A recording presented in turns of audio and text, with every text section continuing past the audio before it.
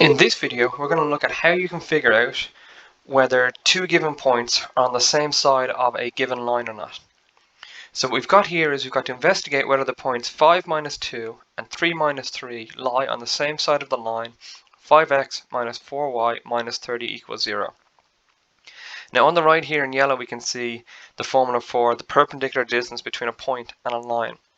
Now we're going to use this formula but slightly modified because we don't need the absolute value of it anymore. We don't need the lines around the expression on top because we need to get a positive or a negative number in order to check this out. So we're going to use this formula and the equation of the line on each of these 2 points separately to get their distance from the line. So we'll start off with the point 5 minus 2. So with 5 minus 2, 5 is x1, minus 2 is y1. And since we're using this line over here, 5x minus 4y minus 30, A is going to be 5, B is going to be minus 4, and C is going to be minus 30. So let's just put that all into the formula. So we're going to have 5 times 5 minus 4 times minus 2 minus 30, and that's all going to be over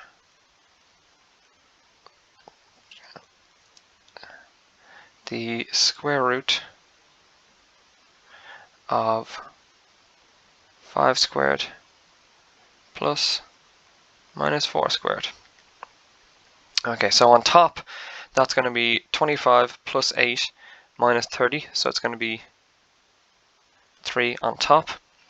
And then on the bottom, that's going to be the square root of 25 plus 16, so it's going to be root 41. So it's 3 over root 41. And we don't need to work this out any further than that for our purposes.